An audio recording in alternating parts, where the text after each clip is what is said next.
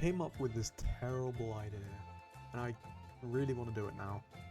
Basically, what I'm going to do is I'm going to generate 2 different monsters, and when there is a weaker monster, I'm going to say how that monster can win against the stronger monster that it's fighting against. The only monsters I'll do are the base form monsters and monsters which aren't from Frontier. Let's see how this goes. This is such a dumb idea. Oh well. Okay, I'm just gonna do Kurapeko against Artelkar. Okay. This is actually probably the easiest out of all the ones I'm gonna get. So, Kurapeko.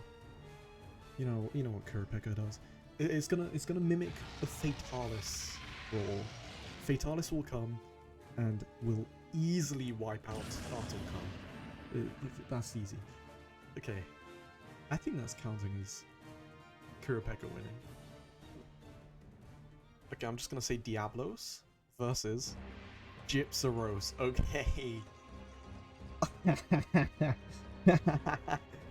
Okay. Gypceros is gonna defeat Diablos because Gypceros is going to flashbang Diablos. And it's gonna blind it because of how bad its flashbang is. And then Gypceros will repeatedly poison Diablos. And then soon Diablos will be weak enough, and then if Diablos does strike a blow onto Gypceros, it's gonna think Gypceros is dead. It's gonna look at it for a while, but then Gypceros is gonna do the thing, and it's gonna pop up and kill Diablos. That's how Gypceros wins. Easy. Radoban. Radoban versus Valstrax. Okay.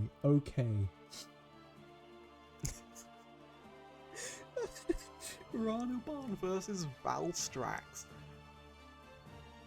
Radoban will catch Valstrax off guard and roll over it, and its sticky tar will... I think it's tar, I don't know. Its sticky substance will ruin Valstrax, and it would close the it will close its little wing thingies up, so it can't spread those anymore.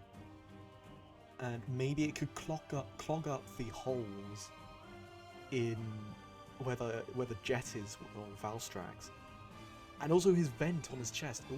I think, yeah, he has a vent on his chest, right? It'll clog it up, so he can no longer fly. Valstrax can no longer fly, and Radoban, I assume, is significantly heavier than Valstrax, since Valstrax needs to be super fast in the air. So Radoban will then just crush Valstrax. If not, Radoban could also use a tactic using sleep and kill him that way. That was actually not as hard as I was expecting it to be. Glavenus versus Royal Ludroth. Glavenus versus Royal Ludroth. Okay. So Glavenus is going to go and chop Royal Ludroth, but its sponginess would, because it's like SpongeBob, so it would go in, it would get its tail, it would go in, a bit like SpongeBob, it would just sink in and then bounce off. And then Royal Ludroth would spit water into its mouth when it's got the fire in its mouth, and also onto its sword when its sword is all heated up. So Royal Ludroth counters Glavenus. It can do nothing because Royal Ludroth is all spongy. Royal Ludroth would spit lots of water into the face of Glavenus, knocking it down, and then Royal Ludroth will spit water down its nostrils into its lungs, so it drowns through its lungs. It can't get all the water out and it ends up drowning. There. Jyuratodus versus Nergigante. Okay. Jyuratodus versus Nergigante. I mean, they kind of met in world, if you think about it. They may have met, I don't know. There's the one scene where you see the Baroth with Nergigante's spikes, and then Jyuratodus comes out and grabs the Baroth and eats it. So why didn't the Nergigante keep eating the Baroth? It's simple. Nergigante was scared of Jyuratodus. I don't know why Nergigante is scared of it, but it's scared of Jyuratodus.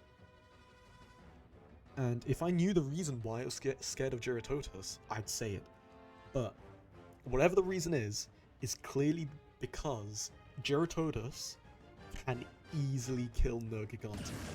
There's nothing it can do. And this is factual proof in world that Jyuratodus feeds on Nergigante, or at least can kill a Nergigante. I don't know, I can't say the exact reason, but Nergigante would lose to Jyuratodus, and it's 100% canon there. Cedus versus Gendrome. The Chad that Gendrome is would go into the water to fight in the enemy's territory because of the huge flex that Gendrome likes doing. Cedus will go up to Gendrome, but then Gendrome inflicts a bite which paralyzes Cedus. Cedus can do nothing but spasm as all of its lungs get filled with water. Slowly, I guess it probably wouldn't drown too quickly because it's used to being underwater for a long periods of time. So it would just drown slowly, and Gendrome will swim back to land and walk off because it is an absolute Giga Chad. The G in Gendrome stands for Giga Chad. Right. Diamoralis versus Gendrome. What is Diamoralis known about? It's known about boiling the ocean. Now, what is boiling? Boiling is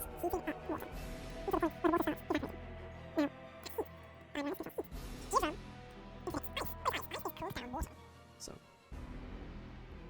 Gendrome will freeze the water that Diamoralis is boiling, and it would freeze Diamoralis in place.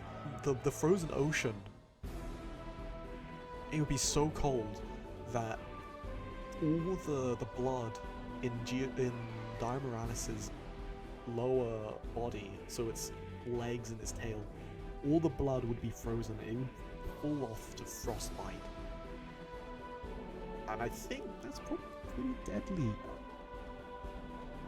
Diamoralis would fall over, and Gendrome would step on Diamoralis' head and then freeze the brain of Diamoralis.